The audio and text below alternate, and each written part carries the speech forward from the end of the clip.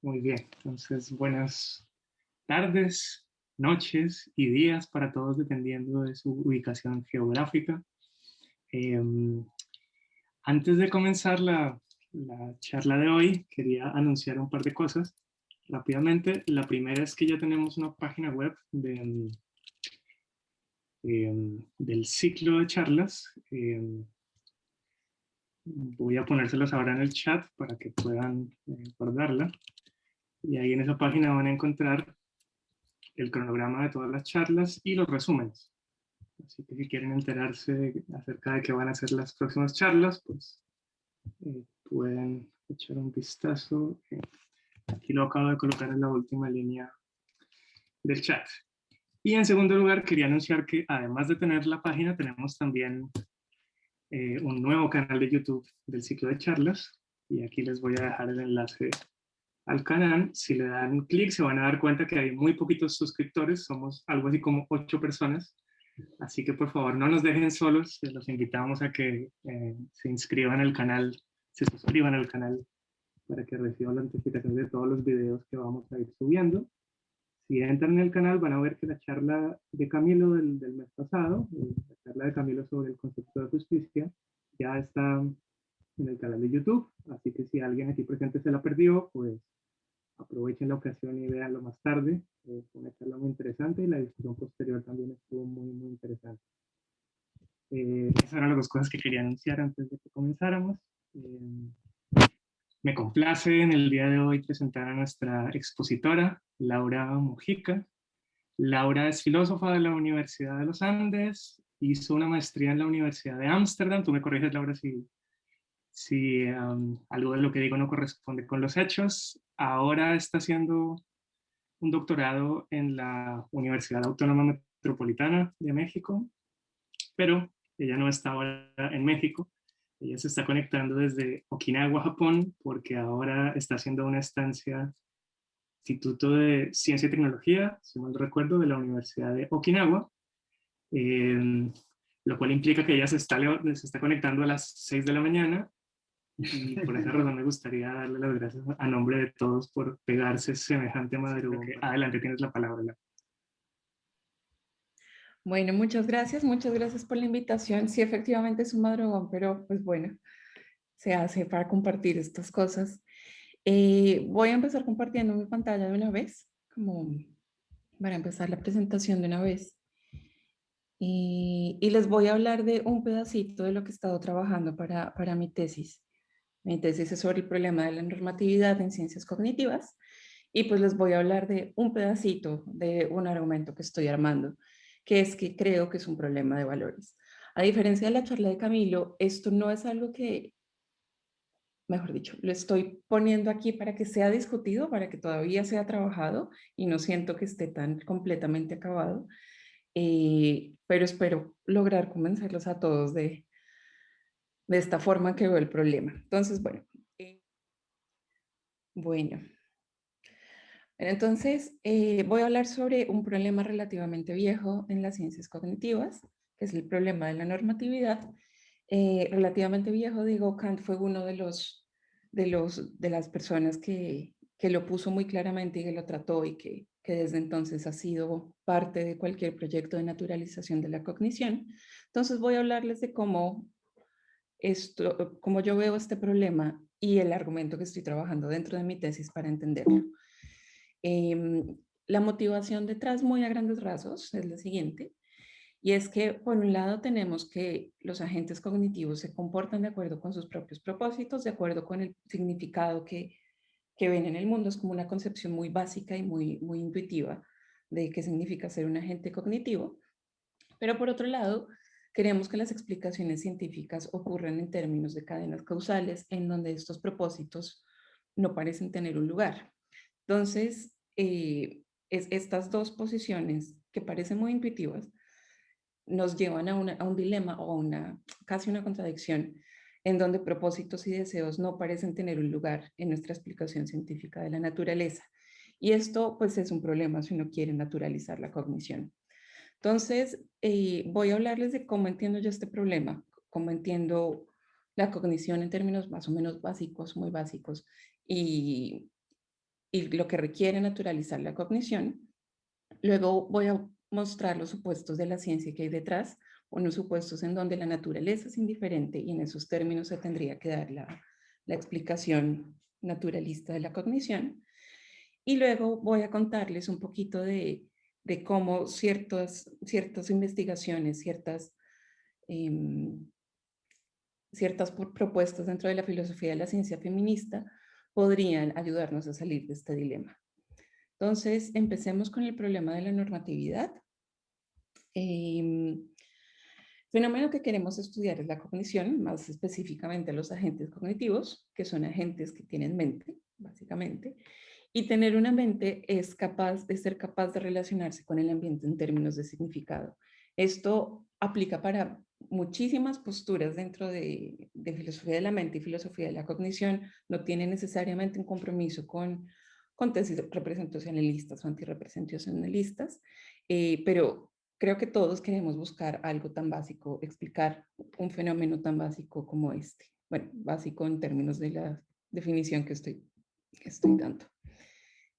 Bueno, ¿qué significa relacionarse con el ambiente en términos de significado? Significa que estas interacciones que uno tiene con el ambiente, la forma en que uno actúa en el mundo, está guiada por la forma en que el ambiente es percibido por el agente, y también que esta percepción es una percepción significativa. Y aquí vienen como las diferentes variedades de cognición, y es que este significado ocurre en términos de verdad o representación, por ejemplo, o también puede ocurrir en términos de necesidades para mantener la propia forma de vida, pero todos queremos esta percepción significativa y queremos que esta percepción permita guiar nuestras interacciones con el mundo. Entonces, esto implica que hay un punto de vista, que ser agente cognitivo implica que hay un punto de vista desde donde el ambiente es significativo. Una concepción mínima de punto de vista no requiere conciencia o asuntos muy complicados, sino solamente como subjetividad y cierta no indiferencia con la forma en que las interacciones que uno establece con el mundo ocurren. Y tener un punto de vista implica percibir el mundo en términos de significado. Y este significado, de nuevo, en términos muy básicos, podría concebirse de manera no proposicional, sino de manera que permita guiar la acción. Y esto también funciona tanto para propuestas representacionalistas como para propuestas que no lo son. Entonces queremos esto, queremos agentes con un punto de vista, agentes que no sean indiferentes a sus interacciones, y esto es, en términos muy básicos, es equiparable a percibir el mundo en términos de significados. Y para esto, aquí viene la normatividad, es necesario que los agentes sean capaces de distinguir entre eventos y aspectos del ambiente respecto a alguna norma. Digamos, para que la gente tenga un punto de vista que no es indiferente, implica que puede diferenciar algo mejor de algo peor, por ejemplo, o, o entre eventos en el mundo. Entonces, luego, una de las gracias de la discusión en ciencias cognitivas es, es saber cuál podría ser esa norma que nos permite establecer sentido y establecer sentido de una forma muy básica. Y de una forma muy básica, no necesariamente implica el lenguaje y no necesariamente y permite que la gente tenga una relación de no indiferencia con el mundo, como que le importe que haya algo que sea más relevante que otra cosa, etc. Una de esas normas relevantes podría considerarse mantener y preservar la verdad, que yo creo que es una posición como muy clásica a la hora de concebir la cognición, que uno está haciendo un agente cognitivo, uno está haciendo como cognición en la medida en que busca uh, armar teorías y redes de creencia en términos de verdad, o también uno puede pensar estas normas como en términos de procurar interacciones benéficas para la propia vida o para la vida, la preservación de una especie. Entonces, hay muchos, como variedad de concepciones de esta norma, pero queremos, o sea, ser un agente cognitivo parece implicar que hay una norma que permite, o al menos un comportamiento normativo. Listo. Entonces, ¿qué necesitamos para poder naturalizar la cognición? Una estrategia posible de naturalización es, para agarrar la cognición con un objeto de estudio, es agarrar las ocurrencias naturales de la cognición, como por ejemplo en los seres vivos, por ejemplo, o buscar en dónde ocurren, dónde tenemos instancias en la naturaleza en donde ocurre la cognición, y también podemos pensar en armar simulaciones para saber cuáles son los elementos básicos que permiten que la cognición surja. Y otra estrategia para hacer esto un poquito más sencillo en una tarea titánica e imposible es pensar en una concepción mínima de cognición. Bueno, respecto a lo primero, respecto a las ocurrencias naturales, hasta ahora creo que todos estamos de acuerdo con que solamente los sistemas vivos han sido capaces de relacionarse significativamente con el mundo. Y uno podría pensar que mínimamente, en la medida en que hay una coincidencia entre sistemas vivos y sistemas cognitivos, quizá la normatividad que ahí está, o lo que guía a las interacciones, al comportamiento cognitivo, es el propósito de mantenerse con vida. Entonces, bueno, esta es como la ocurrencia, las instancias naturales de la cognición hasta ahora. Y respecto a una concepción mínima de cognición, uno podría pensar en significado básico, punto de vista básico, normatividad muy básica, que no requiera demasiado, que no requiera de todas las habilidades complejas que tenemos como humanos, y podríamos definir el significado en términos de sus consecuencias prácticas y sus consecuencias observables. Esto significa que para un agente algo sería significativo, X sería significativo, si X le permite a la gente actuar. Bueno, entonces, para naturalizar esta concepción mínima de cognición, idealmente querríamos una ontología unificada en donde tanto mentes, es decir, agentes cognitivos, como cuerpos inertes puedan cohabitar. Y mínimamente quisiéramos que fuera compatible los presupuestos de la ciencia y las explicaciones que tenemos dentro de la ciencia con la existencia de las mentes, pero en el mejor de los casos quisiéramos explicar la cognición en términos científicos, quisiéramos explicar cognición con una epistemología parecida, con una ontología, con el mismo piso ontológico para ambos. Entonces, también tenemos que la ciencia explica fenómenos naturales en términos de una materialidad, y una materialidad que es indiferente a las normas y a los propósitos, sobre todo las normas y los propósitos que nosotros como humanos tenemos. Y esto nos va a llevar al dilema con el que les digo que motiva todo este asunto, y es que implica que los organismos no pueden realmente guiar sus interacciones según normas o propósitos. Si vamos a tomar a los organismos vivos como el objeto de estudio de una naturalización de la cognición, no podemos asumir que como objeto, en tanto objetos de la naturaleza, bajo esta mirada científica, puedan realmente guiar sus interacciones de acuerdo con normas o propósitos. Es decir, no podríamos dar explicaciones en donde un comportamiento o una característica sea porque el organismo mismo tiene propósitos, asumiendo que la ciencia explica fenómenos naturales en términos de materialidad, que es indiferente a esto. Entonces, o bien esto implica que el significado no hace una diferencia en el mundo, y es decir, y esto implicaría entonces que la agencia cognitiva no es realmente un fenómeno natural, sino solamente una impresión, o implicaría pensar que no es posible explicar la cognición científicamente, y esto nos llevaría de nuevo a un dualismo que tantas veces hemos tratado de abandonar en filosofía. Y este, pues, es el gran dilema, el gran problema de la normatividad. Entonces, ¿cuáles son los supuestos detrás de este dilema? Los supuestos de nuestra concepción de ciencia detrás. Y quiero hablar específicamente de dos, de cuáles son los compromisos ontológicos y los compromisos epistemológicos. Entonces, ontológicamente, esta concepción parece asumir que hay una realidad exterior que es decir, la realidad que va más allá de las atribuciones humanas, es una realidad que no tiene valores y propósitos.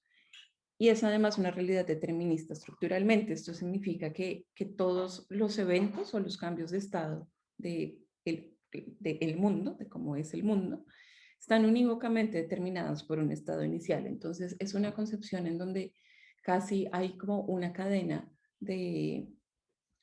causal de eventos en donde el anterior determina completamente el siguiente. Y así podemos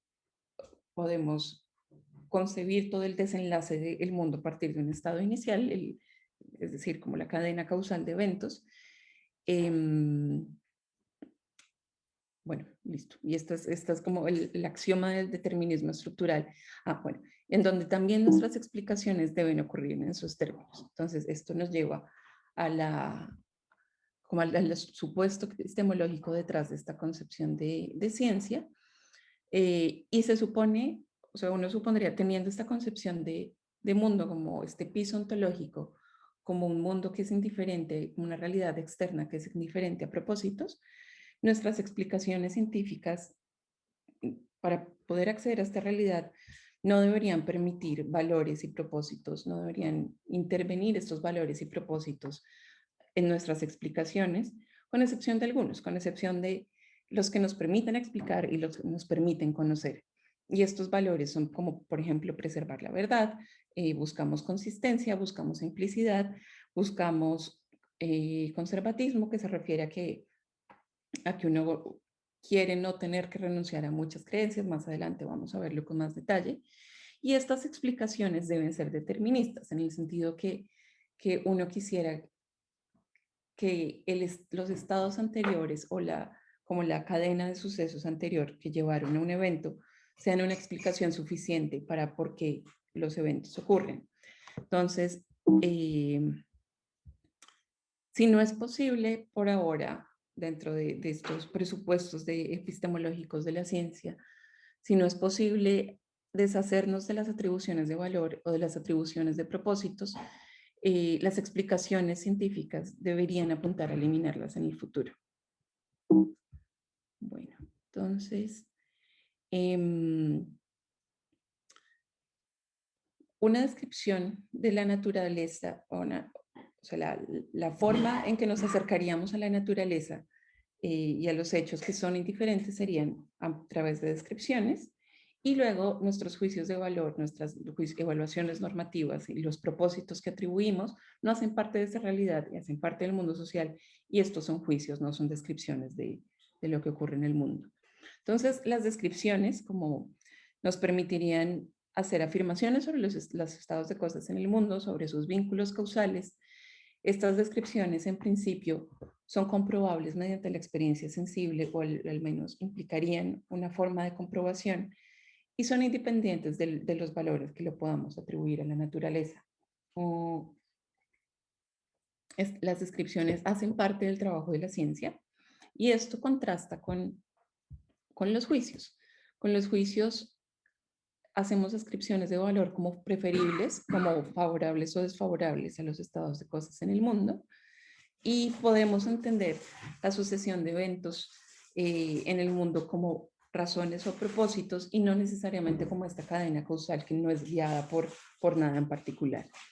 Estos juicios, en tanto ascripción de valor, no pueden comprobarse por la experiencia sensible, es decir, no tienen, bajo esta concepción de naturaleza, no tendrían un piso sensible, también porque interviene mucho lo que uno quisiera, los valores que uno quisiera ver en el mundo. Y en esa medida depende más de lo que nosotros valoramos y proyectamos en la naturaleza, y no necesariamente de la realidad tal y como es. Los juicios hacen parte de nuestra perspectiva cotidiana y del trabajo de la ética, por supuesto, de los trabajos de valores.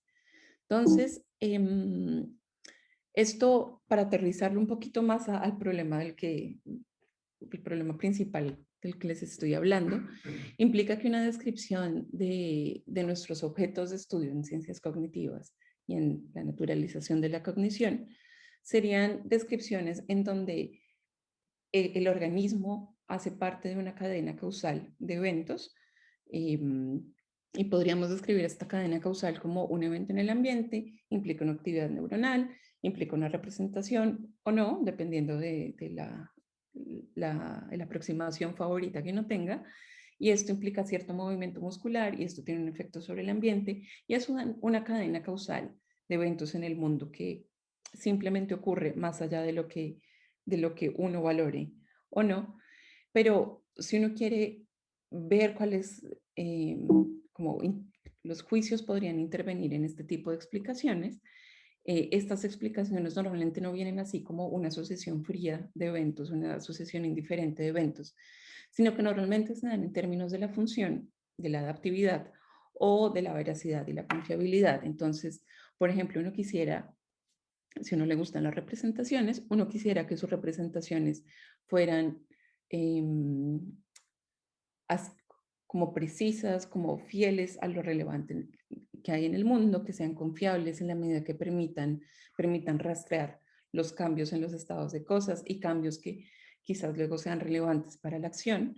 O uno podría también explicarlo no necesariamente en términos de verdad, de la norma de la verdad, sino en términos de su función biológica y de su función adaptiva. Entonces, estas representaciones querrían no necesariamente rastrear la verdad, sino rastrear qué podría ser una buena fuente de alimentación o lo que podría ser una fuente de amenaza de la que hay que huir inmediatamente. Pero entonces, en este tipo de explicaciones, y es aquí por esto que hay un dilema, intervienen juicios de valor en donde hay preferencias, en donde hay propósitos y donde hay normas que permiten diferenciar un evento del otro, que lo hacen más conveniente, más favorable, etcétera.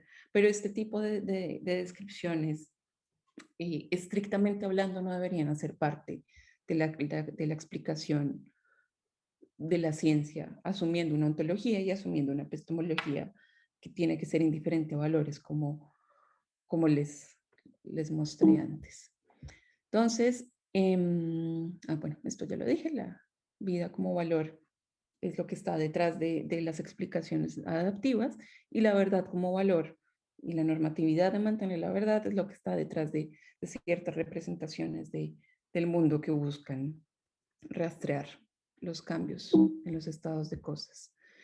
Bueno, pero entonces, esto implica, con esta concepción de la naturaleza, implica que uno se inclina por el lado del dilema que nos lleva a que el significado no hace una diferencia en el mundo, es decir, que los propósitos, las normas y las preferencias que los organismos tienen realmente no hacen una diferencia y lo que explica realmente su comportamiento, lo que hace parte de la explicación científica real de qué es lo que está sucediendo en el comportamiento de los agentes cognitivos, es esta cadena determinista indiferente a valores. Entonces, esta concepción nos lleva a querer eliminar el significado, como les dije, en términos de propósitos, en términos de normas, eliminarla de nuestras explicaciones. Y esto implicaría que los juicios tienen que ser eliminados de nuestras explicaciones del mundo, pero ha sido imposible eliminar estos juicios normativos en nuestras explicaciones. Creo que muchos de ustedes sabrán que las funciones, la función biológica y la adaptividad siguen jugando un papel fundamental, no solamente dentro de la biología en sí misma, sino dentro de nuestras aproximaciones a la naturalización de la cognición. Entonces, esto ocurre tanto, como una nota al pie, tanto en explicaciones evolutivas de, en la biología, como en explicaciones organísmicas, es decir, explicaciones centradas en la constitución de los organismos más allá de eh, de las dinámicas evolutivas. Bueno, entonces, ¿qué nos podría decir la filosofía de la ciencia feminista para ayudar a solucionar este dilema? Porque el dilema sigue ahí, el dilema sigue estando presente en el sentido que quisiéramos poder eliminar estas atribuciones de propósito y valor, pero aún así no lo hemos logrado.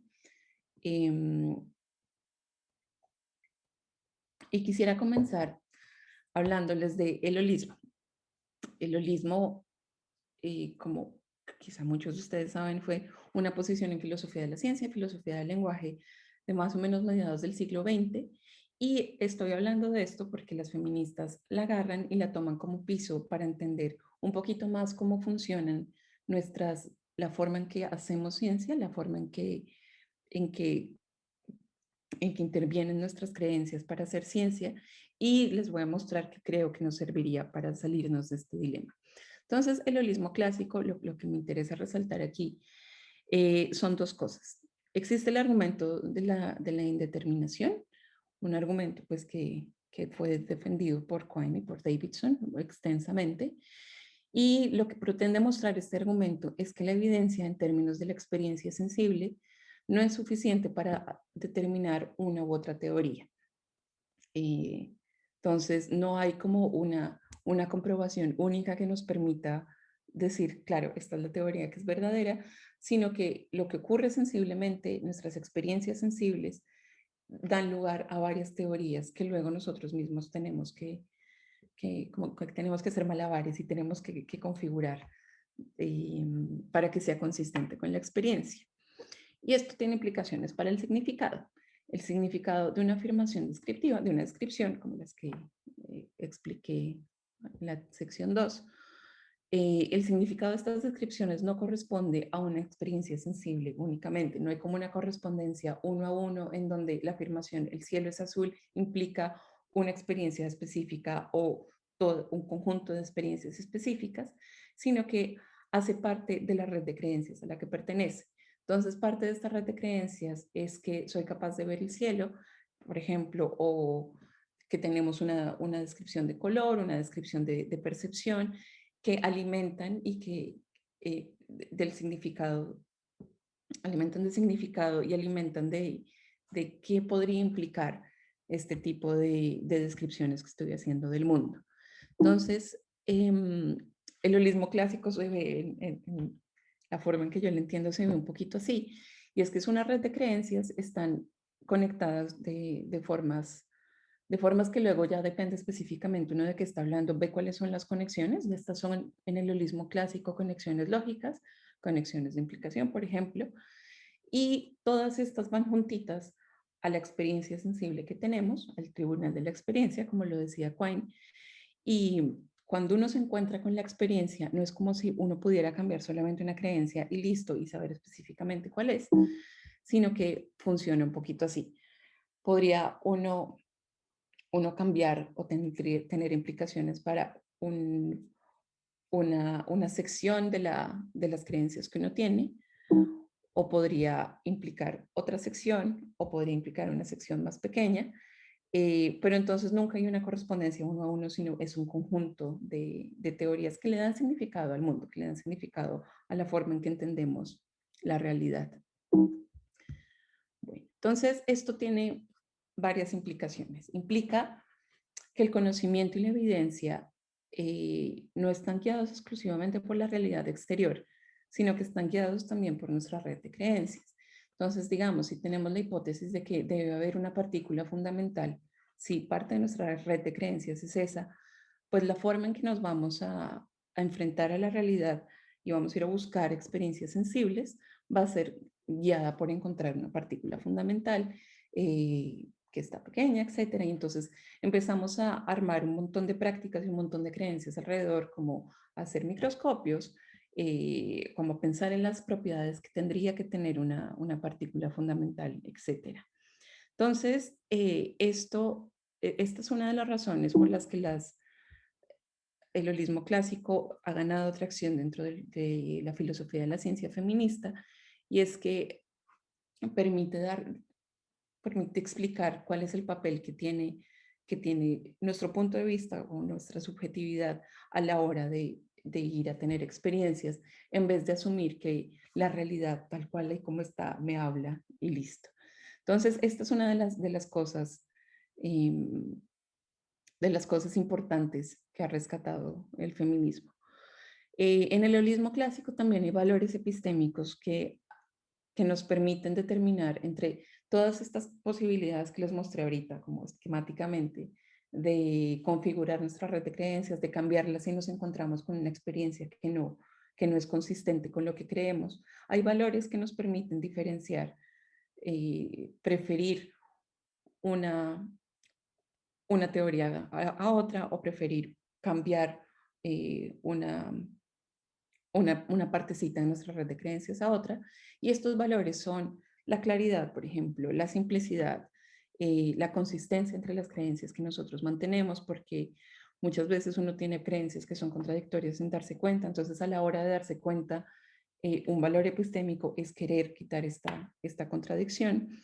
Y el conservadurismo, es decir, uno prefiere cambiar lo menos posible la red de creencias para, cuando se encuentra con experiencias recalcitrantes, con experiencias que contradicen lo que uno cree. Entonces, por ejemplo, si uno se encuentra con un ruido inexplicable, uno quisiera seguir manteniendo la ontología y creer que hay una explicación, que hay algo que lo causó, un ser vivo o una cadena causal, en vez de querer cambiar la ontología y mover toda la red de creencias para asumir que hay otra cosa detrás, como un fantasma, etc. Esto es un poco en caricatura el conservadurismo. Em, Luego también la forma en que el holismo clásico concibe esta red de creencias es una red de creencias individual que, aunque admitiría confianza epistémica en otros, es decir, yo confío en que el microscopio que se inventaron y con el que ahora estoy trabajando funciona y cumple el propósito que se supone que debe cumplir en vez de tener yo que ir a mirar, esta red de creencias es sobre todo un ejercicio individual. Y además, a la hora de hacer ciencia, es una en donde los valores epistémicos, digo, los valores no epistémicos, o sea, los que no son estos que les mencioné en el punto de arriba, y los juicios que uno tiene, los juicios de valor y los propósitos que uno tiene, están nítidamente diferenciados de las descripciones y de los compromisos teóricos un poco más abstractos que uno pueda tener. Estas tres, eh, tener valores epistémicos bien diferenciados de otros valores y descripciones, y además ver esta red de creencias como un asunto individual, son los tres puntos en los que la filosofía de la ciencia feminista eh, critica y propone otra forma diferente de concebir el holismo clásico. Entonces, dentro del holismo con una perspectiva feminista, la forma en que se concibe la red de creencias es distinta en varios sentidos. Primero, en el sentido en que incluye valores no epistémicos, que también juegan un papel crucial a la hora de construir nuestras teorías. Estos valores no epistémicos, hay varias propuestas, pero por ejemplo, uno de los valores que han sido defendidos es buscar que haya explicaciones que estén disponibles para la mayor cantidad de gente posible y no solamente para una élite de la ciencia. Esto es uno de los valores. También implica, la perspectiva feminista hace, hace énfasis y muestra que juicios y descripciones no están nítidamente diferenciados dentro de esta red de creencias. No se puede como asumir esta diferenciación tan clara que el holismo clásico hizo entre lo que hace parte de la ciencia y lo que hace parte de la descripción del mundo y los compromisos metafísicos que esto implique, de los valores éticos que nosotros podamos tener, por ejemplo. Y además no es una construcción individual, nuestra red de creencias es en gran parte una red de creencias compartidas socialmente y que son heredadas de la comunidad a la que pertenecemos. Entonces, el conocimiento y la evidencia van a estar determinados por nuestra experiencia sensible, así como en el holismo clásico y como en cualquier posición empirista, pero también está determinado llaman la atención estas feministas, hacen verlo, por nuestras elecciones de interpretación y por nuestras elecciones de representación. Por ejemplo, por las metáforas y narrativas que guían las representaciones que hacemos. Un ejemplo aquí es filosofía feminista, de la ciencia feministas, por ejemplo, la metáfora o la narrativa de lo femenino como algo pasivo y lo masculino como, como algo como algo activo, guió durante algún tiempo la investigación sobre los óvulos y los espermatozoides, y esto llevó a un tipo de hipótesis en donde los, los alelos Y se supone que eran mucho más masculinos y se supone que eran mucho más activos, y llevó una serie de hipótesis que luego fueron descartadas, pero son tipos de metáfora y de narrativa que son parte de lo que compartimos socialmente, de nuestros valores sociales, que guían las interpretaciones y lo que buscamos con la ciencia. Entonces, estas elecciones, un poquito más específicamente, implican, eh, implican que nuestros valores nos permiten diferenciar cuáles son los problemas y las preguntas que consideramos relevantes, y yo creo que muy poca gente negaría esto, ¿no? Incluso alguien con una posición muy clásica del holismo clásico, creo que sí podría aceptar que, digamos, al menos nuestros propósitos prácticos, nuestros intereses prácticos, guían, permiten determinar cuáles son los problemas y las preguntas de la ciencia que vamos a preguntar. Pero también el feminismo dice que ahí no se acaba el papel de los valores a la hora de elegir las explicaciones, sino también en cuáles son los elementos de la experiencia que consideramos relevantes y los que no consideramos relevantes. También en cuáles son las suposiciones sobre los objetos de estudio que tenemos y cuáles son los métodos que vamos a considerar adecuados. Entonces, regresando a nuestro problema, estos supuestos de la ciencia que les dije, el supuesto ontológico, por ejemplo, que les mostré, de que la realidad exterior es una realidad sin propósitos, sin valores, y es una realidad determinista, es un supuesto sobre el objeto de estudio con el que nos acercamos, que nos permite acercarnos a la realidad de una u otra forma, y que además nos lleva también, como que va de la mano del otro supuesto epistemológico, y es que en las explicaciones no deben intervenir valores más allá de estos valores cognitivos que buscan la verdad. Eh, Aquí lo que quiero llamar la atención es que estos supuestos son supuestos que están sustentados por valores de fondo y no por una comprobación empírica de que la realidad haya sido así. Entonces, los valores de fondo, por ejemplo, se asume que la naturaleza, por un lado, y la humanidad o la inteligencia o la cognición son radicalmente distintas, y en esa medida consideramos que, bueno, yo puedo ser inteligente, puedo tener mis creencias, puedo tener mis deseos, pero puedo dudar de que los demás lo tengan y puedo dudar de que las otras formas de vida las tengan porque son radicalmente distintas. Eh, También uno de los valores de fondo que hay detrás de esta concepción de naturaleza como una realidad indiferente es que la naturaleza puede ser explotada para nuestro beneficio, y la razón es que pues la naturaleza es indiferente, como que no importa, sobre todo a los seres vivos no importa realmente si tienen propósitos o no, porque los propósitos solamente hacen parte del humano. Entonces la podemos explotar porque nosotros somos los dueños de los propósitos, somos los dueños del valor y somos dueños de lo normativo. Y también implica aquí un valor de fondo, es que la única forma de vida que es intrínsecamente valiosa, valiosa en el sentido de que podemos ver valor, podemos tener normas, podemos tener propósitos genuinos, es la humana, y esto incluso con reservas. Estos valores, este valor como de la humanidad, como la humanidad como la monopolizadora del valor, como el valor como un asunto exclusivamente humano, eh, implica que en nuestras explicaciones asumimos que el comportamiento de los seres vivos va a ser determinista y el nuestro en alguna medida también, y que va a ser equiparable a lo inerte, en el sentido en que no hay valor, no hay propósitos que estén guiando el comportamiento.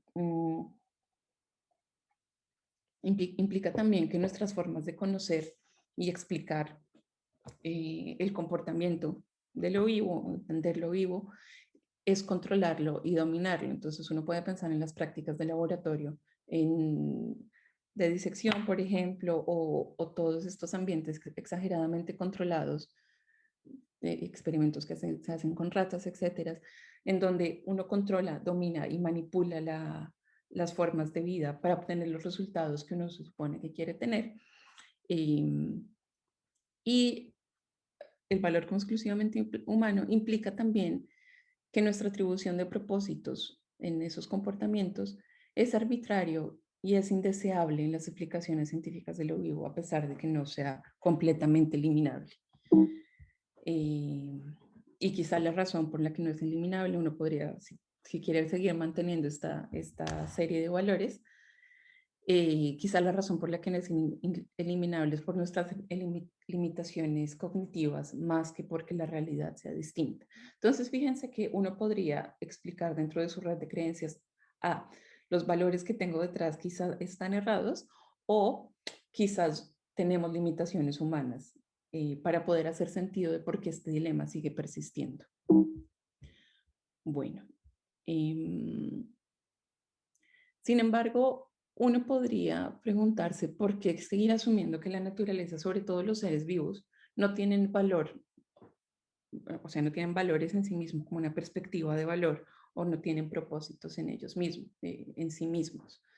Y esta pregunta es una pregunta genuina porque es incomprobable directamente por la evidencia, es incomprobable, es más bien como una premisa con la que uno empieza la investigación y uno empieza a tratar de concebir a los seres vivos y a la cognición, los agentes cognitivos.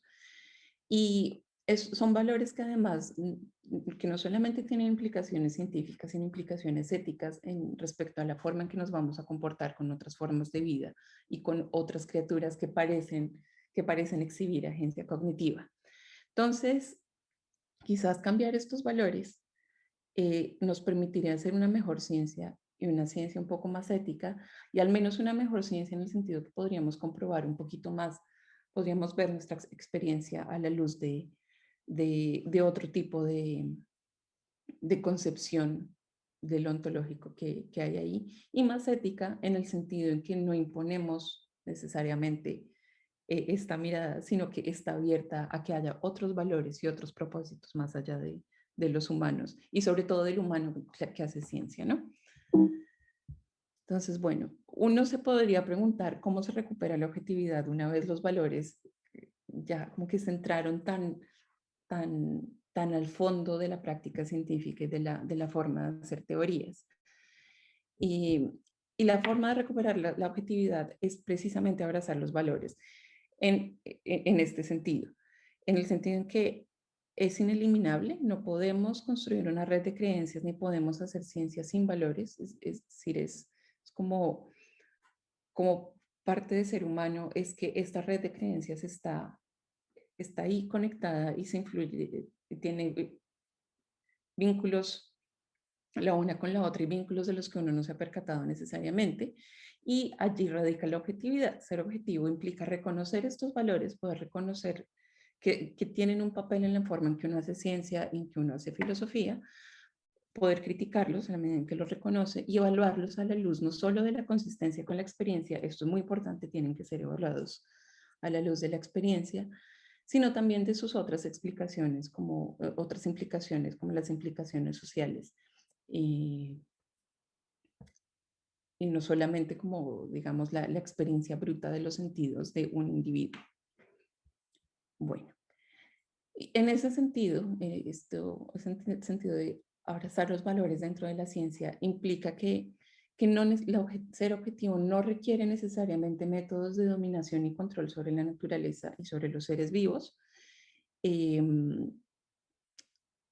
porque uno puede darse cuenta de que de que quizás está abierto la posibilidad de que, a pesar de lo que de lo que podemos creer tradicionalmente, de que el valor está limitado al humano, hay valores también en en las otras formas de vida. Y en ese sentido, dominar y controlar a alguien que tiene propósitos en sí mismo no parece como el camino ético, y además no parece un camino como respetable científicamente para poder explicar, porque eliminaría algo importante de este tipo de agencia.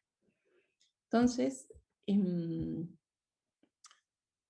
con estos elementos, ya para terminar la charla, voy a esbozar un poquito cómo podríamos salir del dilema. Entonces, un primer paso para salir del dilema podría ser eh, eliminar la creencia de que el valor está, y el propósito y la normatividad se restringe al humano, que se restringe, por ejemplo, a lo proposicional. Y podríamos abandonar el proyecto de eliminar el punto de vista normativo, o eliminar los propósitos, o eliminar los valores en nuestra explicación de la vida, y acoger esta impresión de valor o de norma o de propósito, es decir, esta impresión de que hay una función, de que los seres vivos están, tienen como valor y tienen como propósito mantenerse con vida en vez de seguir un mecanismo que los determina completamente, y explicar estos propósitos y esta norma en los términos propios del organismo, como viendo al organismo en sí mismo más allá eh, de este circulito de valor exclusivo que asumimos para lo humano. Entonces, esto implicaría eh, que el supuesto ontológico detrás de la ciencia cambia, y una de las cosas en las que cambiaría, pues lo relevante para este problema de la normatividad, es que uno asume que los seres vivos pueden comportarse guiados por valores y pueden comportarse guiados por propósitos que son independientes del humano.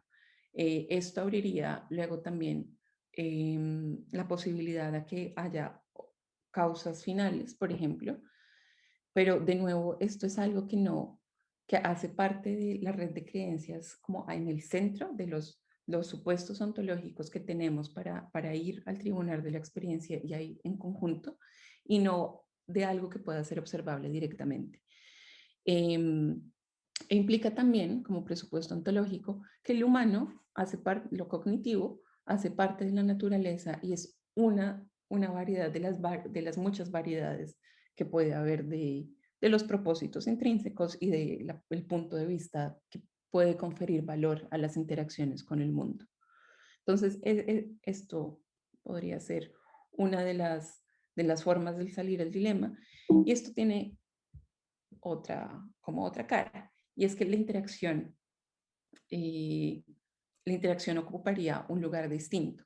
Podríamos abandonar esta idea de que hay que dominar o que hay que controlar para conocer la naturaleza, en especial a los seres vivos, y podríamos tomar dentro de la ciencia las interacciones en segunda persona con los seres vivos, o también el carácter situado de la vida y relacional de la vida. Es decir, si uno, por ejemplo, va a estudiar bacterias, uno podría pensar en las interacciones que tienen estas bacterias con otras formas de vida en sus nichos naturales, en vez de querer aislarla y querer controlarla y querer dominarla en ambientes que son extraños para estas formas de vida. Entonces, abrazar la interacción, como lo llamo, implica que que podríamos tener otros supuestos epistemológicos a la hora de hacer ciencia. Y podríamos pensar entonces que nuestras buenas prácticas en las ciencias de la vida, sobre todo, y de la cognición, incorporan los propósitos ajenos y los no humanos como información relevante y como información que no debe ser desechada a la hora de explicar y a la hora de entender objetivamente, bueno, de entender científicamente la ciencia, la vida a través de la ciencia.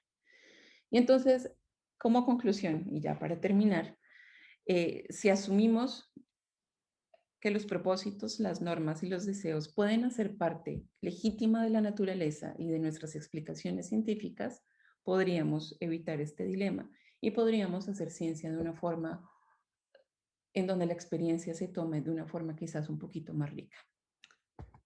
Bueno, muchas gracias.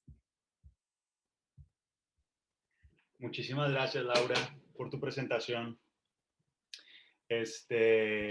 Bueno, vamos a dar paso a las preguntas, dudas, comentarios. David Fajardo, si quieres, puedes hablar.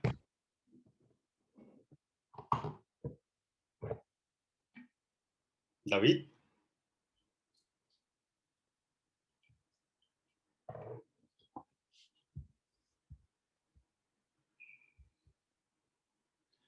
Luego Rodolfo. No sé, David pidió la palabra, pero... Ya, perdón, es que no podía yo quitar el mute de mi computadora. Bueno, gracias Laura por tu presentación, me pareció muy interesante. Igual en la conclusión dices que no hay dilema, pero igual me voy a referir al dilema, pues porque ¿cómo hacemos? Me voy a referir a la caracterización del dilema.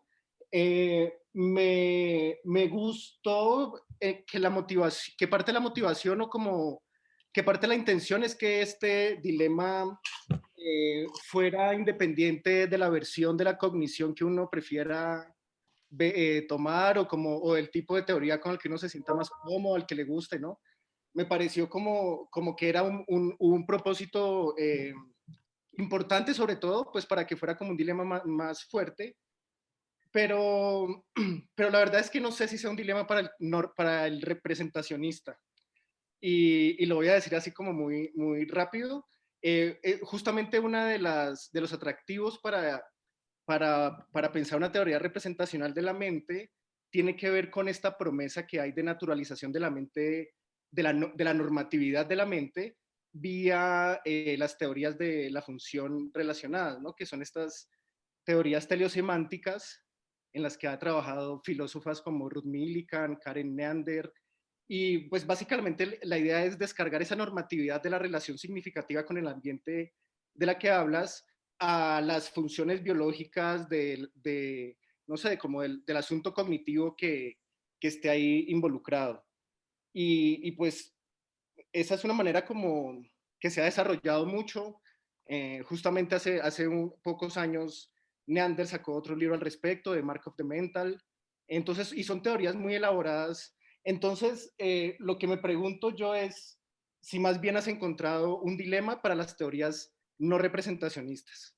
Esa sería como una pregunta. Y la otra tiene que ver con algo pues, relacionado, que podría ser lo siguiente, y es, más adelante dijiste algo que me sonó un poco más fuerte, que podría ser lo que está detrás de por qué rechazar algo como lo anterior, y es que dijiste que cosas como función y propósito no deben hacer parte de la explicación científica.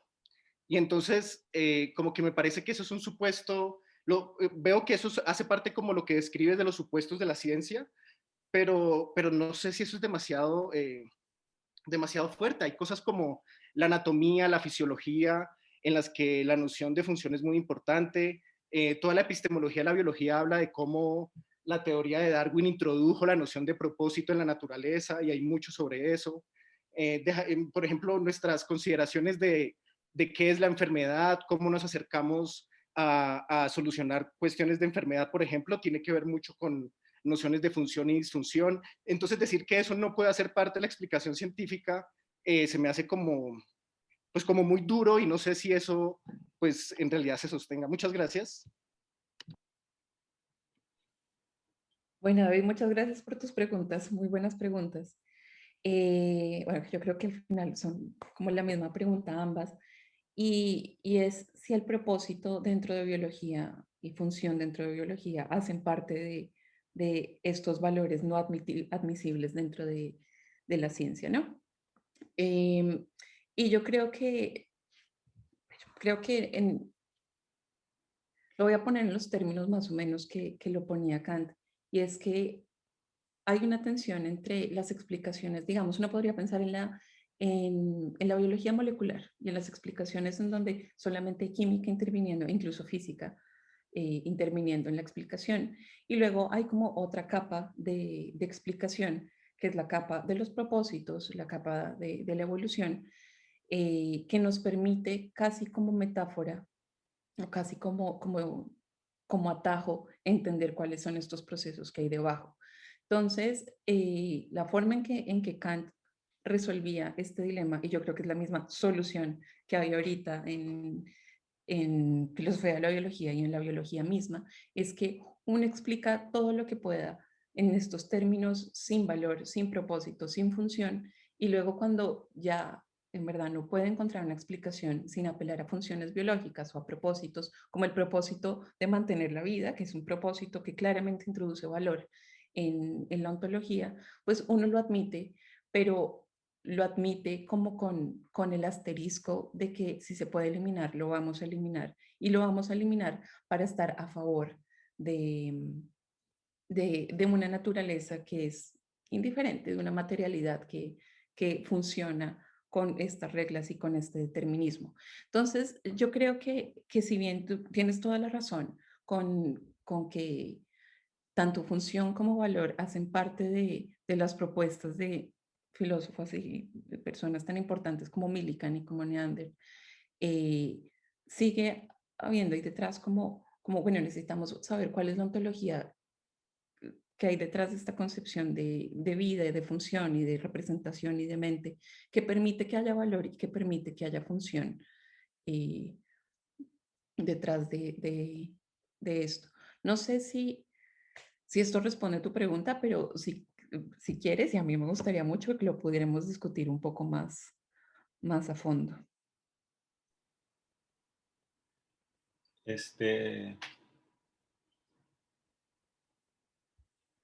David. Sí, que gracias.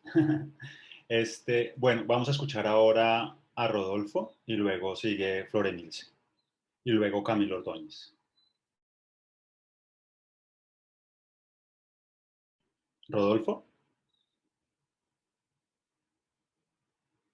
Dice que no lo deja abrir el micrófono. Espérenme. Ya le... Creo que ya pude. Lo voy a silenciar y vuelva a activarlo, porfa, un segundo. Ya vuelva a activarlo y tú también, Laura, porfa. Listo. ¿Me escuchan? Sí, sí. Hola Laura, muchas gracias por tu charla. Muy interesante, me parece que tiene, digamos, se me parece bastante a unos debates que se dieron en las ciencias sociales, sobre todo en lo que respecta a la metodología de la investigación, ¿no? Partiendo pues del punto de vista del fenómeno que se va a investigar, ¿no? Porque, pues, claro, en la época en que, en los años 60, cuando empieza, pues, el debate de la investigación en las ciencias sociales, cuando, pues, se investiga el ser humano, entonces, pues, la metodología en ese momento que estaba vigente era, pues, la de la física, la de las ciencias naturales, ¿no? Y tú partes, digamos, en esta charla, hablando un poco del naturalismo, ¿no? Esa visión científica de ciencia naturalista como la elección, si se quiere, el marco teórico desde el cual se va a investigar. Y eso era lo que hacía en los años 60, digamos, imposible hacer investigación con los seres humanos, ¿no? Y me parece que esta investigación o tu propuesta es de una naturaleza muy similar a lo que pasaba en esa época, solo que ahora el fenómeno, digamos, de investigación está más en las ciencias cognitivas, más que en las, digamos, en los aspectos propiamente, digamos, más amplios de las ciencias sociales.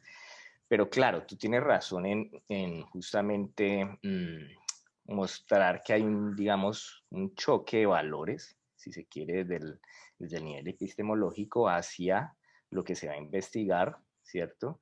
Si la elección, digamos, de ese marco tiene unos, digamos, unos valores particulares que, digamos, no podría incluir, en este caso, como tú nos mencionabas en la charla, unos valores, digamos, implícitos en el objeto de investigación, ¿cierto? Entonces, pues, algo así pasó con las ciencias sociales, ¿no? Que justamente quisieron hacer lo que se denominan estas investigaciones mixtas, ¿no?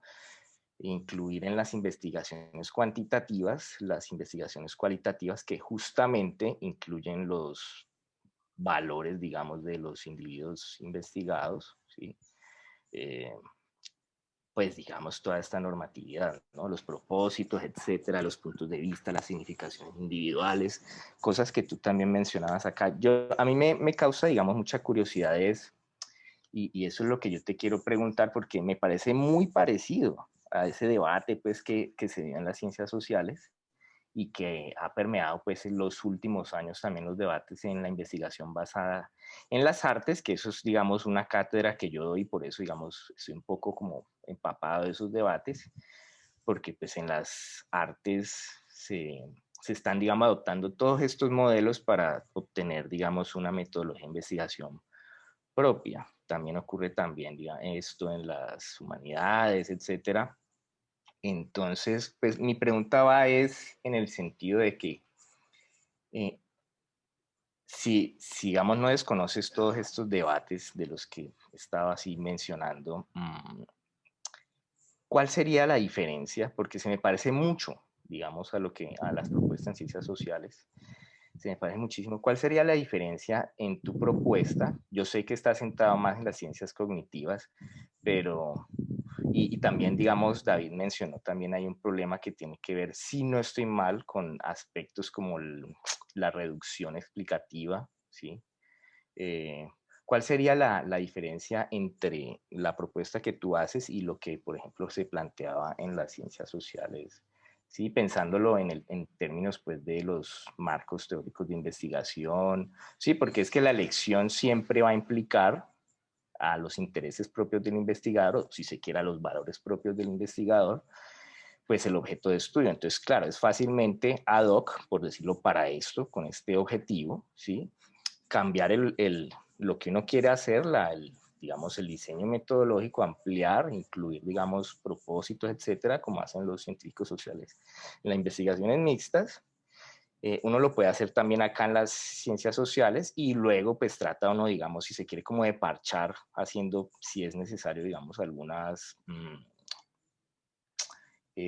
reducciones para hacer algunas explicaciones en el área e incluir, digamos, estos valores o incluir, si se quiere, los puntos de vista de los individuos investigados, ¿no? Entonces, ¿cuál sería la diferencia de esta investigación que tiene como mucho el espíritu muy parecido, ¿no? A lo que pasa ya en las ciencias sociales? ¿Cómo ves tú la diferencia? O sea, luego, si se quiere, lo que es completamente distinto de estos enfoques. Por ahí, esa es mi pregunta. Pues la verdad yo no creo que haya una diferencia fundamental y creo que esa es como la gracia también de lo que estoy presentando. Entonces, me explico. En las ciencias sociales es súper bien conocido el papel del punto de vista, el papel que tiene el valor en la investigación y es aceptado y como tú lo dices, es como casi ya obvio después de, no sé, como ahorita empezando el siglo XXI ya es obvio para los científicos sociales que esto es así.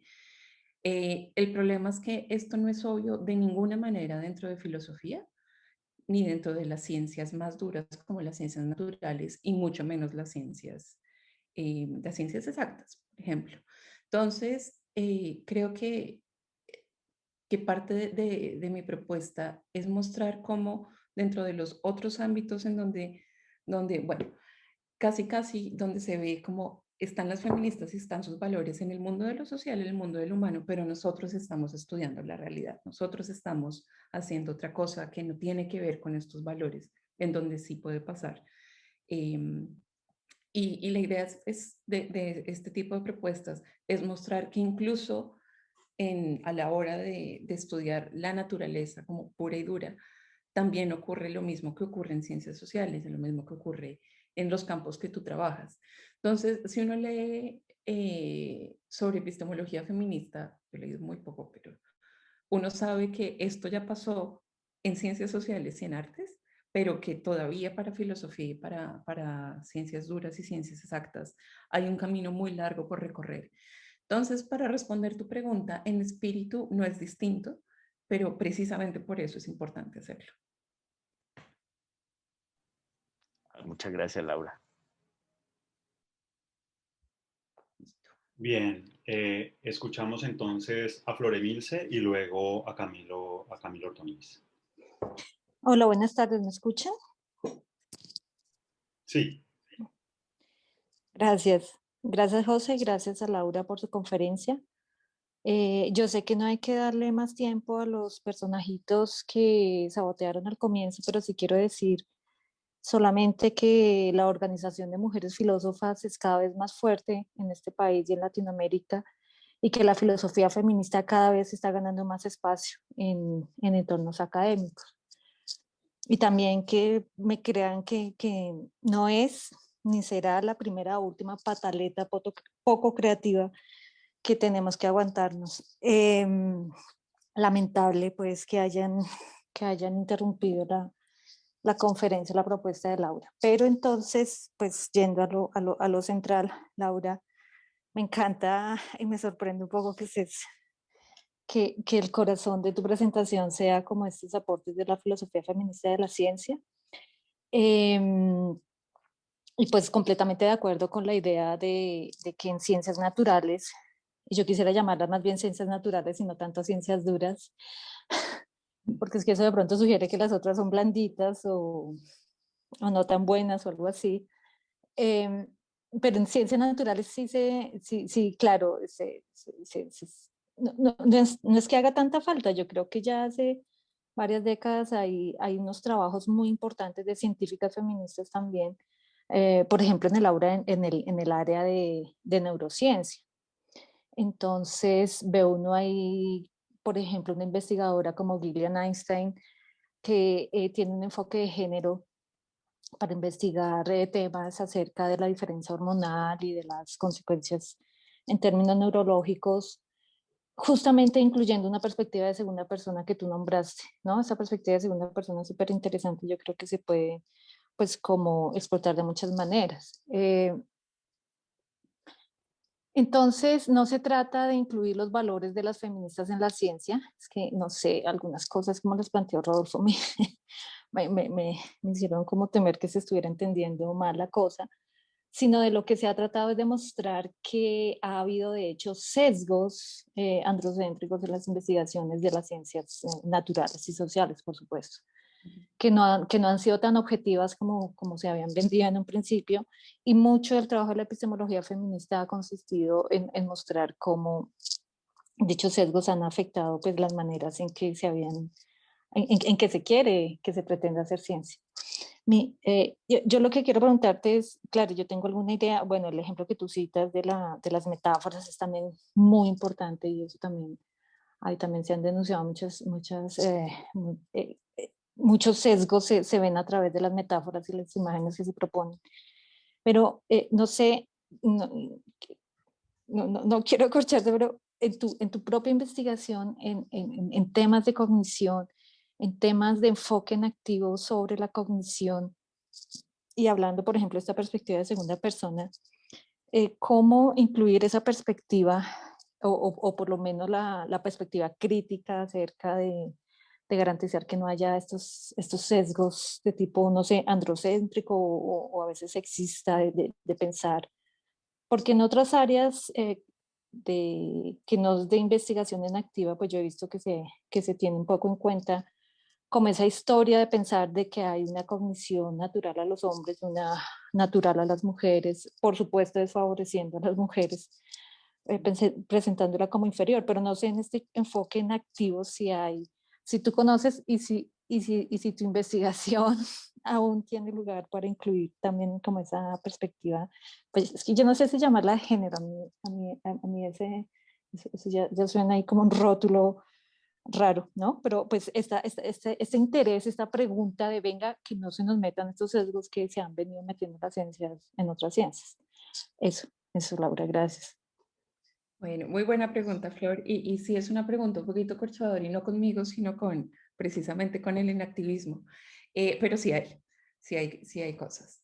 Entonces, para quienes no sepan, el inactivismo es una perspectiva de hacer ciencias cognitivas, de entender la cognición que se centra en el organismo y que quiere explicar el surgimiento del punto de vista normativo, de los valores, etcétera, de los propósitos, en términos de un organismo como un agente vivo, como un agente autónomo, en vez de apelar exclusivamente a la evolución. Entonces, dentro de esta perspectiva relativamente joven, llevará unos 20 años como en boga. Y sí sé que en los últimos años ha habido varias mujeres que están tratando de integrar una perspectiva en donde los valores sean más explícitos, para no llamarlo una perspectiva de género, porque no es necesariamente de género, sino una perspectiva en donde los valores con los que nos estamos comprometiendo son explícitos, son claros y las implicaciones van más allá de la pura verdad, que por supuesto no existe, sino implicaciones éticas e implicaciones de quién es invisibilizado y quién no. Entonces, sé, por ejemplo, de de un par de personas que en el País Vasco están haciendo investigación sobre temas que no se investigan tanto dentro de cognición como los procesos del embarazo e incluso ver la interacción en segunda persona, o sea, incluso evaluar si hay interacción de segunda persona entre el desarrollo embrionario, entre el feto y la madre. Entonces son un grupo de mujeres que están poniendo énfasis en temas que son, pues por supuesto, están trazados por el género y que normalmente han sido ignorados por completo dentro de las ciencias cognitivas. Respecto a metodologías de segunda persona, sé que hay, yo la verdad no conozco mucho de cuáles son, pero sí sé que hay trabajos de personas como Thomas Fuchs, por ejemplo, que en psiquiatría plantea formas de hacer terapia y de hacer investigación de segunda persona, pero no sé cuáles son los detalles, pero sí sé que hay. Y respecto a hacer claro los valores dentro de mi propia investigación, em, creo que esto es el primer paso que estoy dando y el primer paso decisivo, hablar de valores, porque creo que uno no puede dar como explicar este problema de la normatividad y explicar por qué para unos sí es un problema, pero para otros no, sin poner de entrada y hacer explícitos cuáles son los valores detrás. Y los valores que terminan siendo los valores que son discutidos dentro de la filosofía feminista, como pensar a la naturaleza como un ente pasivo y muerto al que se puede controlar y dominar, o pensar la naturaleza más como una entidad con su propia agencia, con sus propios intereses y propósitos que debe ser respetada. Entonces, la forma en que estoy planteando el problema es también un compromiso de poner los valores y de poner lo que hay detrás, hacerlo explícito y hacerlo crítico y ver también las implicaciones éticas de lo que esto tiene, ¿no? Creo que lo insinué un poquito y pensar en una metodología que controle y domine y que acabe casi con la autonomía del otro. Es una metodología que no solamente científicamente como que destruye el objeto mismo que queremos investigar, sino que tiene unos valores detrás que no necesariamente hay que seguir manteniendo, porque destruyen básicamente. Entonces, te recomiendo ver la investigación de una chica que se llama Alejandra Martínez. Ella es decididamente feminista y decididamente quiere investigar temas que han sido ignorados dentro del enactivismo. Y la misma Hannah de Jagger está pensando en epistemologías mucho más, digamos, por ejemplo, el punto que hice de la red de creencias como una cosa compartida y social. Y con valores detrás. Hannah de Jagger lo está investigando ahorita. No sé si ya publicó al respecto, pero sé que lo está haciendo. Yo quisiera agregar algo, José, qué pena. Sí, dale. Porque también hablando de valores y desde esta perspectiva de la epistemología feminista, pues también se hace énfasis en la situación, ¿no? Entonces, lo que pasa es que no veo que tú trabajes, o no sé si vas a trabajar con humanos, pero es que ahí hay un tema muy importante y es entender que siempre se ha entendido como un sujeto epistémico ideal y entonces la cognición, los sujetos experimentales en cognición son promedio. Yo creo que hay Camilo Ordóñez, creo que lo hemos conversado con Camilo, pues mucha investigación y muchas encuestas y muchas pruebas se hace con estudiantes universitarios en muchos países. Entonces hay que entender que el sujeto cognitivo es un sujeto situado con sus limitaciones provenientes de recursos económicos, culturales, etcétera. Entonces, pues yo no sé, es que yo me imagino que tú estás allá en el laboratorio número 1 del mundo, entonces me causa mucha curiosidad saber si esa investigación de punta en el activismo, en ciencia cognitiva, está siendo sensible a este tipo de valores situados. Bueno, lo que yo he visto hasta ahora, por supuesto yo no voy a hacer experimentos y yo no voy a trabajar con sujetos, yo sigo como haciendo filosofía desde mi sillón por ahora. Pero lo que he visto que están haciendo acá en el laboratorio es que sí hace falta un poquito más de conciencia sobre la diversidad de los sujetos cognitivos. que se pueden estudiar. Sé que están en mi propio laboratorio, están armando un experimento justamente para medir la interacción y para medir el grado de corporización, como qué tan importante es la corporización a la hora de percibir.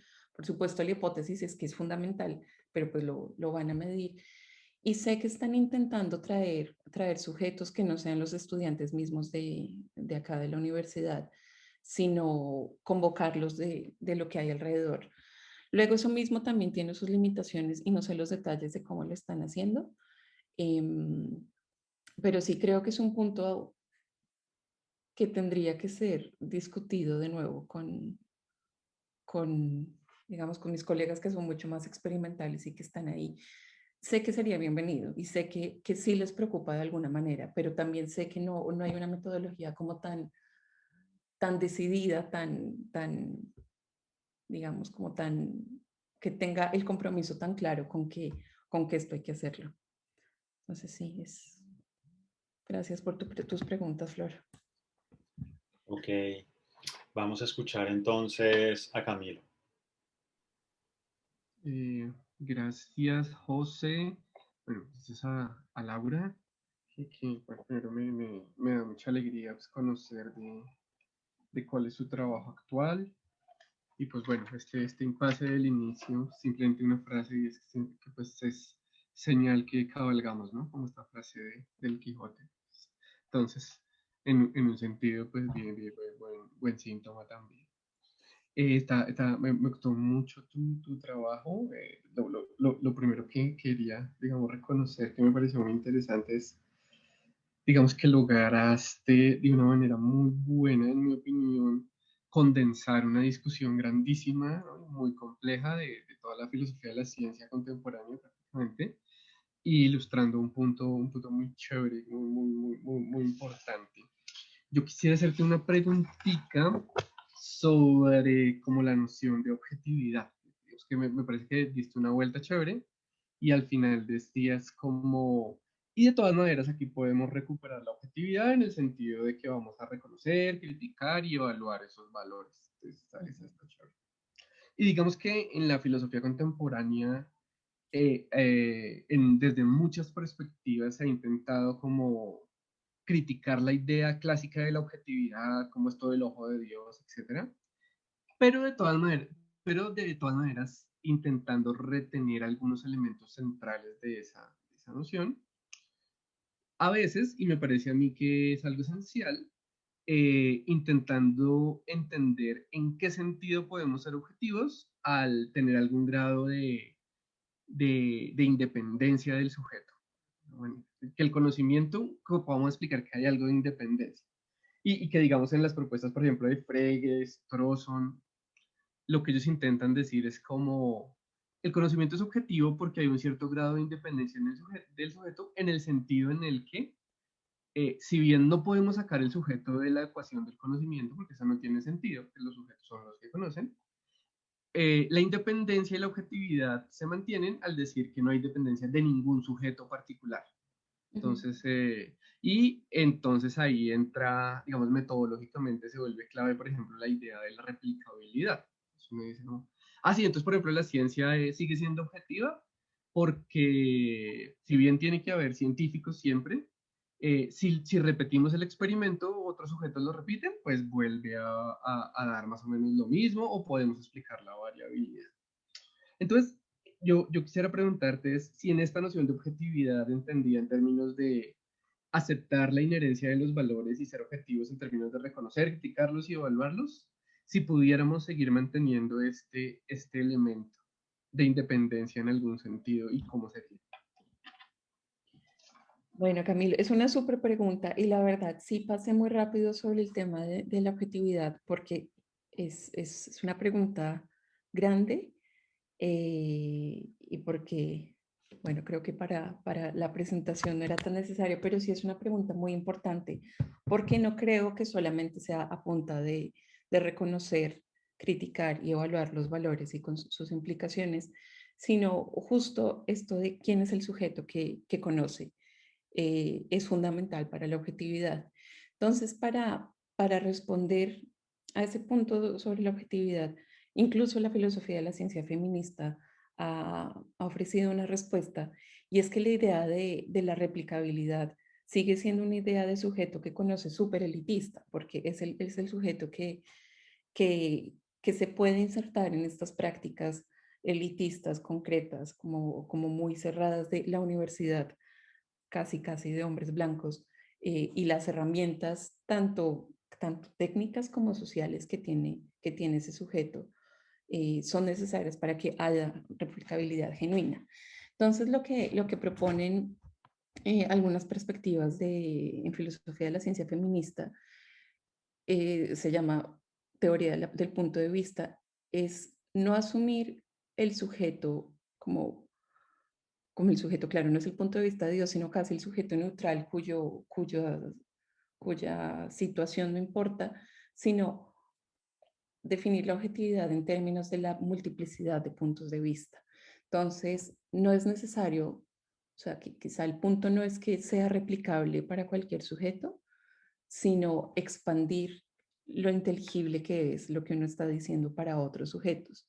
Entonces, por eso al principio mencioné muy de pasada cuando estaba explicando los otros valores que intervienen a la hora de hacer ciencia, el valor de que se llama difusión de poder, de que lo que uno está explicando sea concebible, que sea compartible, que sea entendible para otros sujetos cognitivos que no son los sujetos tradicionales de la élite que normalmente tienen el poder, el monopolio sobre el conocimiento.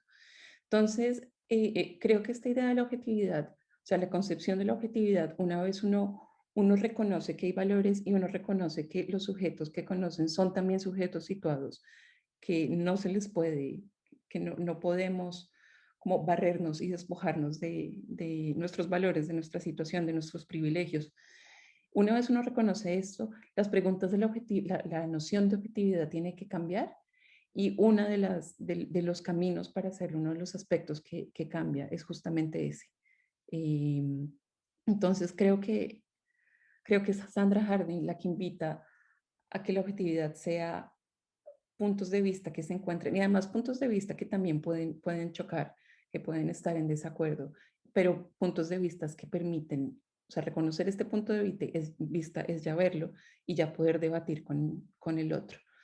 Entonces, en ese sentido, la replicabilidad no sería tanto el valor guía de la objetividad, sino más bien la multiplicidad de puntos de vista y la inteligibilidad para más allá de los otros tres gatos que hacen la ciencia que uno hace. Gracias por tu pregunta, Camilo. Oh, súper, muchas gracias. Me da mucho que pensar. Muy chévere. Damos entonces la palabra a Juan Diego.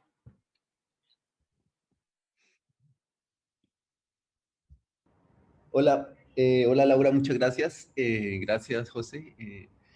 Con respecto al último punto que estabas tocando, Laura, con respecto a la objetividad, un poco lo que dices me resuena mucho con la propuesta o lo que uno puede leer en Donald Davidson de lo subjetivo a lo intersubjetivo.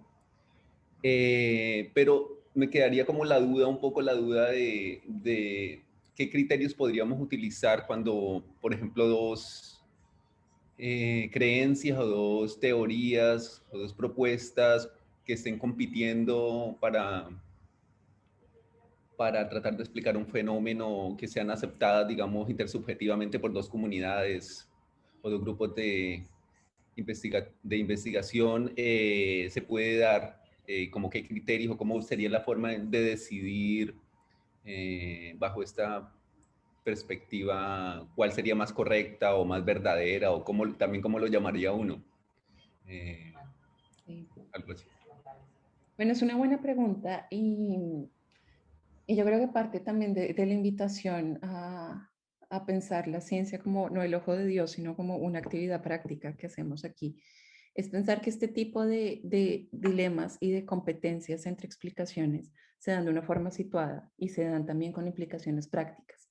Entonces, al respecto, te diría dos cosas. La primera es que si hay teorías en competencia y si hay un diálogo y si hay conflicto en el diálogo, uno tiene que evaluarlo en los términos situados y específicos de cuál es el conflicto y cuáles son las implicaciones.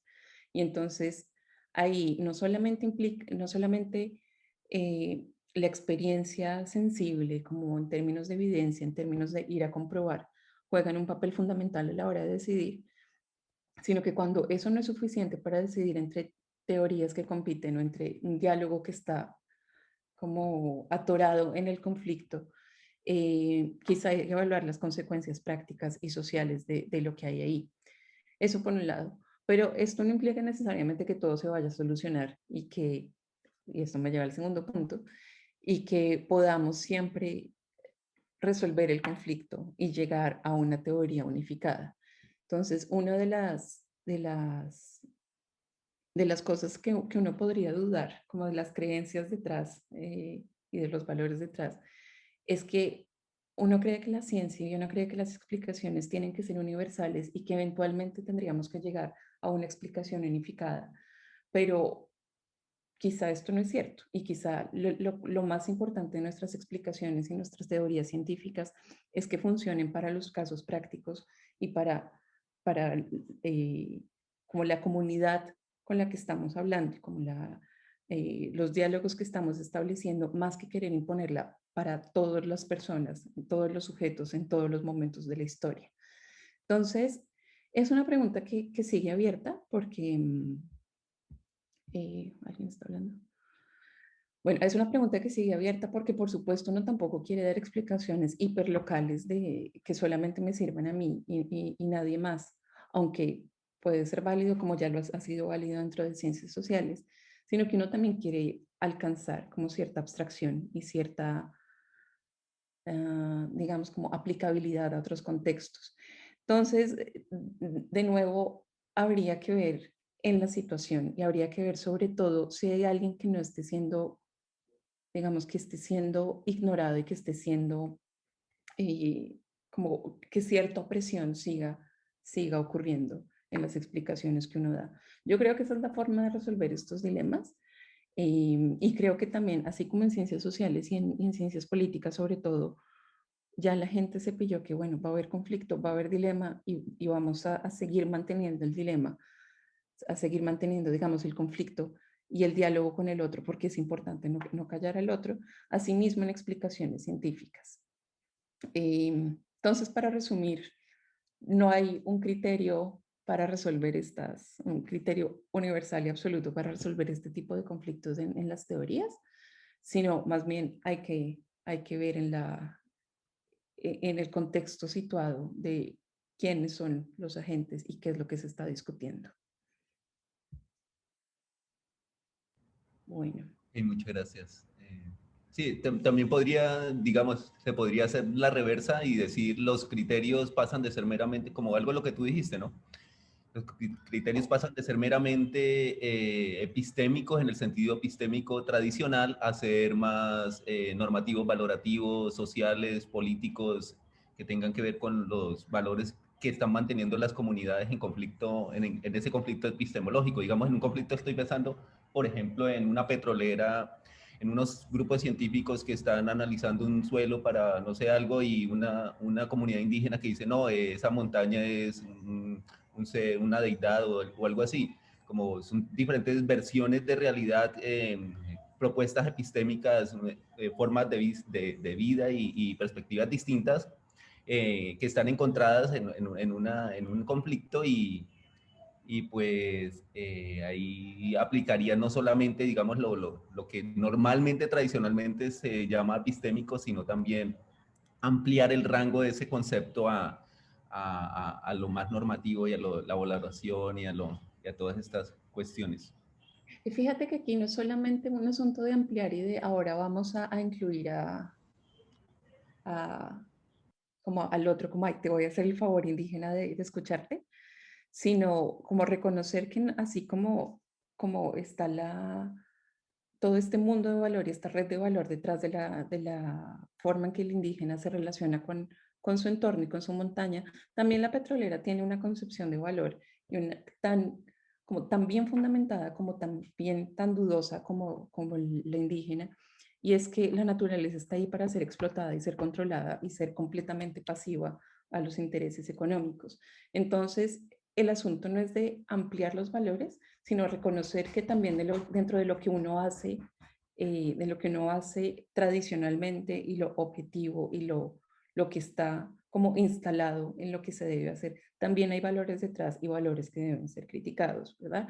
Entonces, es más bien como mostrar lo que no se hace explícito porque se da por sentado y no se toma, no se ve como lo otro. ¿Puedo replicar de nuevo? Qué pena. Claro, claro, de acuerdo. Sí, sacar a flote esas partes inconscientes, subconscientes de nuestra valoración, de nuestro ser ahí, digámoslo así. Tanto individual como colectivo, por supuesto.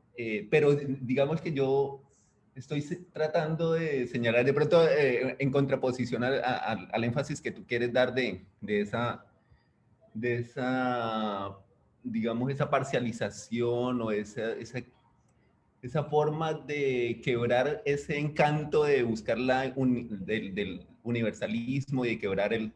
Sí, porque digamos es una tendencia feminista y también una tendencia, pues no, desde lo que he leído, una tendencia también postmoderna, de la filosofía contemporánea, desde Nietzsche, desde el perspectivismo y desde bueno, desde muchas tendencias del siglo XIX tardío hasta ahora.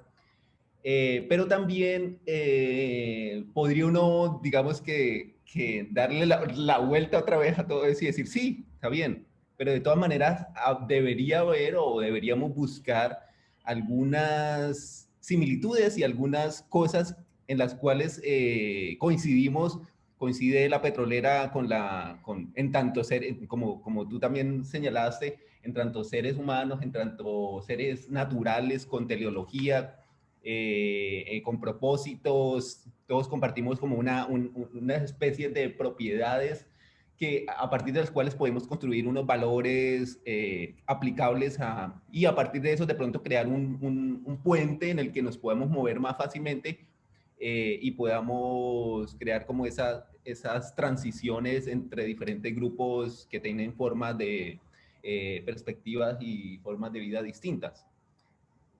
Digamos, un poco parecido a lo que hace, por ejemplo, Peter Singer o otros ambientalistas o animalistas cuando dicen, bueno, pues miremos entonces qué tenemos en común también con los animales, porque ellos pueden sentir.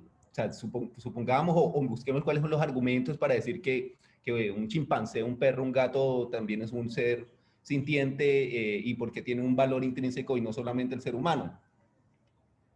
Pues justamente en eso sí, sí estoy de acuerdo y ya como por mis compromisos en el activismo, como mis compromisos intelectuales, y es que una cosa que sí nos conecta y que es universal de alguna forma es que todos somos seres vivos y somos seres vivos precarios. Precarios en el sentido que necesitamos de la interacción con los otros para seguir existiendo en tanto organismos vivos, en tanto las personas que somos. Eh, y esto aplica no solamente pues para mí como yo individuo, sino para cualquier forma de vida. Entonces, el reconocer que todos somos seres vivos, cuerpos precarios, implica reconocer que todos tienen un punto de vista con un valor intrínseco y con un propósito intrínseco. Y de hecho, una de las invitaciones que hice al final como de enfocarnos en la autonomía del otro es reconocer que el valor también está en las otras perspectivas. Luego, esto termina siendo como un reconocimiento que no le da tampoco demasiado contenido a, a cuál es el valor y cuál es cómo es la forma en que vive el propósito de mantenerse con vida, cualquier forma de vida, sino que está necesariamente abierta al diálogo de ver cuál es esta forma de vida y cuáles son las formas que tiene, pues, personas de distintas comunidades y otras formas de vida, literalmente como otros animales, como las plantas, como las bacterias, las formas que tienen para llevar a cabo esta autonomía en el mundo, para mantenerse y para como crear su propia perspectiva de valor.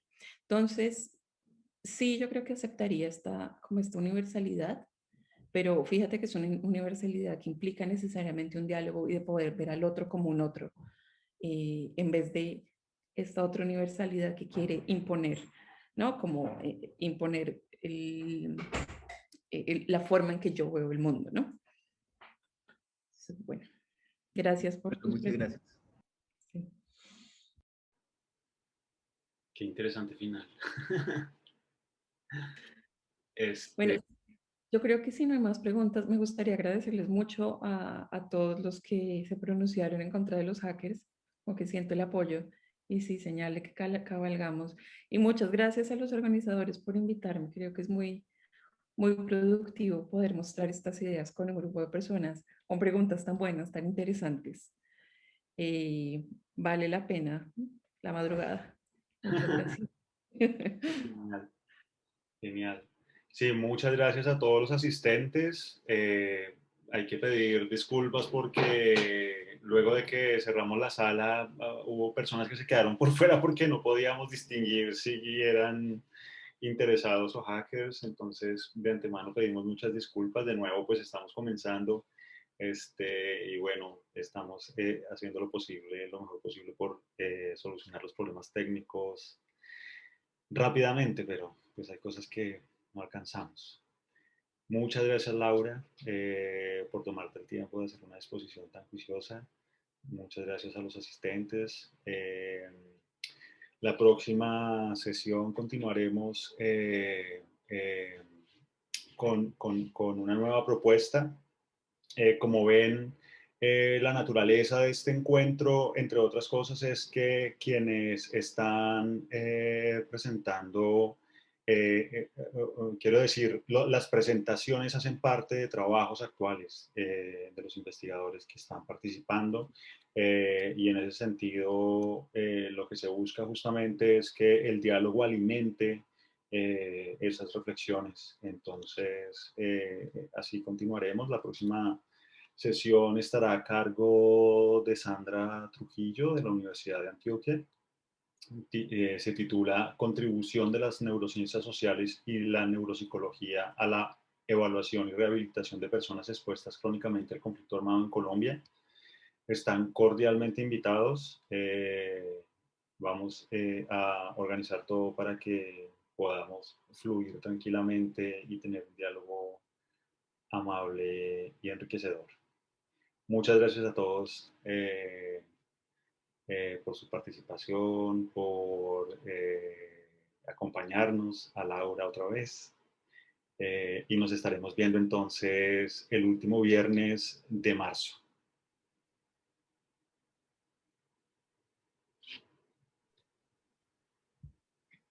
Chao. Gracias. Chao. Tienes muchas solicitaciones, ¿no? En el chat. Gracias a todos y gracias a los estudiantes del bosque. Qué bueno saber que estaban por ahí. Sí, sí. Bueno. Gracias, hasta luego. Hasta luego, que esté muy bien.